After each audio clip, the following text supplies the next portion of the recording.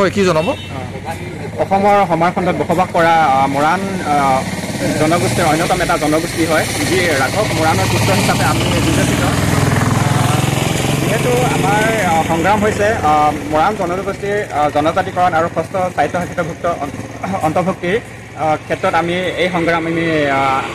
লৈছোঁ যিহেতু আমাৰ কাৰ্যসূচী 2 ছেপ্টেম্বৰৰ পৰা আমাৰ আৰম্ভণি হৈছে আৰু পৰৱৰ্তী কাৰ্যসূচী আমাৰ 15 ছেপ্টেম্বৰৰ পৰা যি অৰ্থনৈতিক অৱৰোধ আমি লৈছোঁ আৰু এই সংগ্ৰাম আমাৰ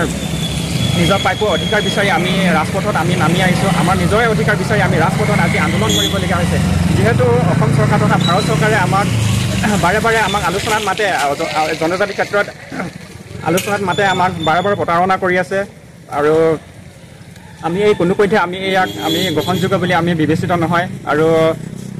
মৰাণ জনগোষ্ঠীক জনজাতিকৰণ লাগিবই আৰু যি ষষ্ঠ অনুষ্ঠিত স্বায়ত্তশাসনৰ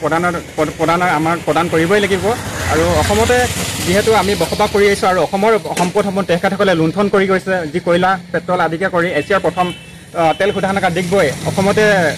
যি অসমৰে হয় সম্পদ হয় আৰু তেওঁলোকে আমাৰ এই সম্পদসমূহ লুণ্ঠন কৰি লৈ গৈছে দেশ বিদেশ লৈ গৈছে যিহেতু আমাৰ নিজৰে আমি সন্তান হৈ আমাৰ নিজৰ প্ৰাপ্য অধিকাৰ বিচাৰি আমি ৰাজপথত আজি